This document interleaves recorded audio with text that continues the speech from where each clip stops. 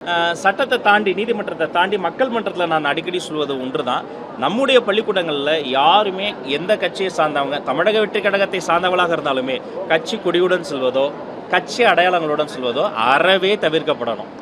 அந்த பள்ளிக்கூடம் யாருடைய பள்ளிக்கூடம்? அது மாணவர்களுக்கு மட்டுமே சொந்தமான பள்ளிக்கூடம். எனவே எந்த கட்சி சார்ந்த செயலும் செய்வதற்கு தடை. அதையும் மீறி யாராவது அப்படி செயல்பட்டால் அவர்கள் மீது கடுமையான நடவடிக்கை எடுத்திருக்கிறோம். அப்புறம் ஆய்வு செய்வது என்பது வேறு, அந்த பள்ளிக்கூடங்களுக்கு சென்று நம்முடைய கட்சி சார்ந்த விஷயங்களை செய்வது என்பது வேறு. எனவே இதில் ஏற்கனவே பல முறை சொல்லியிருக்கிறோம். மதிப்புக்குரிய சட்டத்துறை அமைச்சர் சி.டி. நிர்மல்குமார் பல முறை பேட்டிகளை சொல்லியிருக்கிறாரு. நான் ஒரு 4-5 முறை சொல்லியிருக்கிறேன். நீதிமன்றத்தினுடைய அந்த விஷயத்தை சட்ட ரீதியாக நாம் இந்த விஷயங்கள்லாம் சொல்லி புரியும். உலக தமிழ் மாநாட்டுக்கான முன்னெடுப்படுத்துங்க முதல்ல வாழ்த்துக்கள். அதுக்கு நன்றி. இப்போ அதற்கான இப்போ நீங்கள் அமெரிக்கா போயிருக்கும் பொழுது அதற்குண்டான பல்வேறு விஷயங்கள் பேசுனா இதே மாதிரி ஒரு சிலர் மட்டுமே இந்த ஆய்வு கட்டுரைகள்லாம் சப்மிட் பண்ணுவாங்க. மாரி இப்போ கல்லூரியில் படிப்பவர்கள் மட்டும்தான். இதை இப்போ இந்த இதில் இந்த மாணவர்களுக்கும் பள்ளி மாணவர்களுக்குமான ஒரு ஏற்பாடு முன்னெடுப்பு பண்ணலாம்ல. ஏன்னா அவங்களுக்கு ஒரு வித்தியாசமான ஒரு அனுபவமாக இருக்கும்ல. நம்முடைய அரசாங்கம் ஒரு இன்க்ளூசிவ் கவர்மெண்ட், அனைவருக்குமான அரசு. அரசு அனைவருக்குமானது என்பதே ஒரு ஜனநாயக பூர்வமானது. இன்னைக்கு தமிழனுக்கு என்ற ஒரு நாடிலே, ஆனால் தமிழன் இல்லாத நாடுகளை 196 நாடுகளில் தமிழர்கள் இருக்கிறாங்க. அவர்கள் தங்களுடைய பங்களிப்பை தமிழ் சங்கங்கள் கட்டி எழுப்பி இருக்கிறாங்க. தமிழர்கள், தமிழ் சங்கங்கள் அந்த பங்களிப்பு மூலமாக தமிழ் பணிகளை ஆண்டுதோறும் செய்து கொண்டிருக்கிறாங்க. அப்படி ஆண்டுதோறும் தமிழ்ச்சங்கம் செய்யக்கூடிய பணிகளை ஏற்கனவே மாணவனாக, வாசகனாக, பேச்சாளனாக, தலைமை விருந்தினராக, தன்னம்பிக்கை வகுப்பெடுப்பவனாக, தமிழ் வகுப்பெடுப்பவனாக நான் பங்கெடுத்திருக்கிறேன். ஆனால் இந்த முறை தான் தமிழ் வளர்ச்சித்துறை அமைச்சராக நான் பங்கெடுத்திருக்கிறேன். அப்போ இதில் ஆய்வு பணி, ஆராய்ச்சி பணி, ஆரம்ப பணி, ஆலோசனை பணி என்று பல கட்டங்கள் இருக்கு. இதில் இந்த ஆரம்ப பணிக்கான பல்வேறு விஷயங்களை நான் பேசிவிட்டேன். உலகத் தமிழர்கள் உற்று நோக்கக்கூடிய ஒரு உலகத்தமிழ் மாநாடு நடத்தப் போவது உறுதி.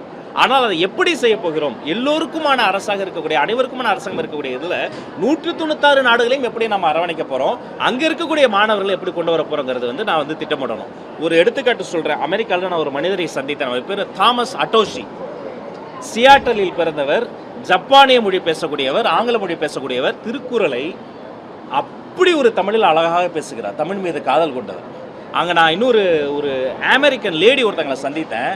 பறை இசை கருவி மீது மிகப்பெரிய காதல் கொண்டு தன் வாழ்நாளை பறை இசைக்காக அவங்க ஒதுக்கிட்டாங்க.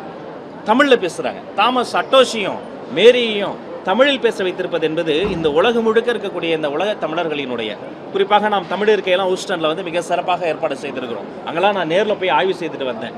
நாசா வரைக்கும் நான் நேரில் போய் பார்த்துட்டு வந்தேன். இவர்கள் அத்தனை பேரையும் ஒன்றாக்கி நன்றாக்கி ஒரே குடையில் கீழ் கொண்டு வருவது என்பது ஒரு மிகப்பெரிய ஒரு யானையை பவனி கொண்டு வரக்கூடிய ஒரு பணி. அந்த யானையை, அந்த போர் யானையை வெற்றிகரமாக அனைவரும் ஒன்றாக கூடி ஊர் கூடி தேர் எடுப்பது என்பது உறுதி. சார், தேர்வுகளில் தமிழ் பாடங்களில் பார்த்தீங்கன்னா தேர்ச்சி விகிதம் குறைஞ்சிட்டே வந்து இப்போ நீங்கள் புதிதாக ஆட்சி பொறுப்பில் தமிழ் பாடத்தில் நீங்கள் இருக்கீங்க. எந்த மாதிரி திட்டங்களை கொண்டு போகிற அடுத்த தேர்ச்சியில் விகிதம் எந்த மாதிரி? ஒரு 3 வழியில் நம்ம கல்வியை பிரிச்சுக்கலாம். ஆரம்ப கல்வி, தொடக்க கல்வி, இடைநிலை கல்வி, உயர்நிலை கல்வி. அதாவது இந்த ஆரம்ப கல்வி அல்லது தொடக்க கல்வியை பொறுத்த வரைக்கும் அவருக்கு மொழியை நாம் அறிமுகப்படுத்துகிறோம். தமிழ், ஆங்கிலம், அம்மா, ஆப்பிள் என்று ஒரு மொழியை அறிமுகப்படுத்துகிறோம். அந்த இடத்துல நம்ம இந்த அறிவியல் தமிழை அறிமுகப்படுத்துவதற்கான வாய்ப்பு குறைவு. இடைநிலை கல்வி போகிற பொழுது அந்த குழந்தை என்ன பண்ணுது? பரீட்சை எதிர்கொள்வது எப்படி, பாடத்திட்டம்னா என்ன, அங்கிருந்து உயர்நிலை கல்விக்கு போகிற பொழுது தான் என்னவாக போகிறோம், பொறியாளனா, மருத்துவனா, ஆசிரியனா என்பதை கற்றுக்கொள்ளும். இப்போ இதில் ஆரம்ப நிலையில் இருக்கக்கூடிய அந்த மொழிக்கான முக்கியத்துவம் அடுத்தடுத்த வகுப்புகளில் குறைக்கப்பட்டு, பிடி பீரியடுகள், உடற்கல்வி சார்ந்த அந்த வகுப்புகள் குறைக்கப்படுவது, மொழிக்கான வகுப்புகள் குறைக்கப்படுவது, அதையெல்லாம் விட்டுட்டு எது எடுத்தால் எந்த மதிப்பெண் அதிகம் எடுத்தால் பொறியியல் கல்வியில் சேர்ந்துடலான்ற ஒரு ஒருதலை பட்சமான ஒரு அணுகுமுறை இருந்ததனுடைய பின்விளைவு தான் இப்போ நம்ம அதை அனுபவிச்சுட்டு இருக்கிறோம். இது சரி செய்யப்படும். சிறப்பு தமிழ் வகுப்புகள், தன்னம்பிக்கை வகுப்புகள், ஆளுமை வகுப்புகளாக நடத்தப்பட்டு தாய்மொழி, தமிழ்மொழி என்பதை விட ஒவ்வொரு குழந்தைக்கும் தாய்மொழியில் தான் அதோடைய சிந்தனை பிறக்கும். எடிசனோ, ஆல்பர்ட் நியூட்டனோ, ஆல்பர்ட் ஐன்ஸ்டீனோ எல்லோரும் அவர்களுடைய தாய்மொழியில் சிந்தித்ததால் தான் நம்ம மிகப்பெரிய அறிவியல் கண்டுபிடிப்புகள்லாம் எடுத்தாங்க. அப்போ இந்த தாய்மொழியில் இந்த குழந்தைகள் இன்னும் சிறந்த மதிப்பெண்கள் வாங்குவதற்கான முயற்சிகள் மேற்கொள்ளப்படும் என்பதை தெரிவித்திருக்கிறேன். விண்வெட்ட காரணம் காட்டி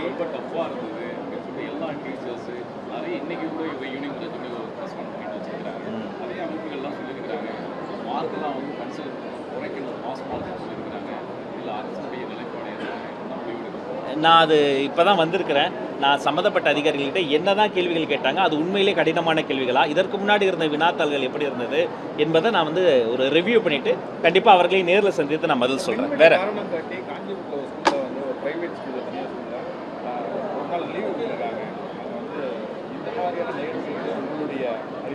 ஏதாங்க இது மின்சார பிரச்சனை என்பதை தாண்டி எந்த சூழலையும் ஒரு பள்ளிக்கூடம் என்பது விடுமுறை விடக்கூடாது. இப்போ டெல்லியில் பார்த்தீங்கன்னா உலகத்திலேயே தீபாவளிக்கு விடுமுறை விடுவாங்க, பொங்கலுக்கு விடுமுறை விடுவாங்க. ஆனால் ஒரு மாசு ஏர் பொல்யூஷனுக்காக டெல்லியில் வந்து ஒரு வார காலம் லீவ் விட்ட ஒரு வரலாறுலாம் இருக்குது. அப்போ இதெல்லாம் எங்கே பார்த்திங்கன்னா கடைசியில் வந்து அந்த வகுப்புகள் நான் வந்து இத்தனை வகுப்புகள் இத்தனை காலத்துக்குள்ளே எடுக்கணுன்ற ஒரு விஷயம் இருக்குது.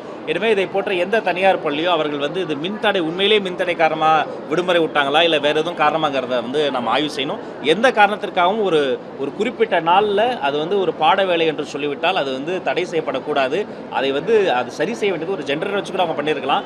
அது எந்த காரணத்துக்கும் தடை செய்யப்படக்கூடாது. எப்படி பிடி பீரியட் கட் பண்ணக்கூடாதுன்னு நான் உறுதியாக இருக்கிறனோ அதே மாதிரி தேவையின்றி வேறு எந்த காரணங்களுக்காகவும் இதை போன்ற பாட வேலைகளை அவங்க குறைக்கூடாது என்பதை நான் கேட்டுக்கிறேன். இந்த பள்ளிகளில் இந்த உதவியாளர்கள்லாம் இருக்காங்க, ரொம்ப காலியிடங்களாக இருக்கும். உதவியாளர்கள், காவலாளிகள் முதல்ல எல்லாம் ஆரம்ப காலத்துல தான் நம்ம படிக்கிற இடத்துல இப்போ எதுவுமே இல்லை. இப்போ வந்து எவ்வளோ காலி இடங்கள் இருக்குது, அதில் போட்டால் அவங்களுக்கு கிராமப்புறங்களுக்கும் வேலை வாய்ப்பு கிடைக்கும். அதற்குண்டான எடுப்பு இப்போ நாங்கள் ஆட்சிக்கு வந்த புதுசில் சரிபாதி உடற்கல்வி ஆசிரியர்கள் நிரப்பப்படாமல் இருப்பதை கண்டறிந்தோம்.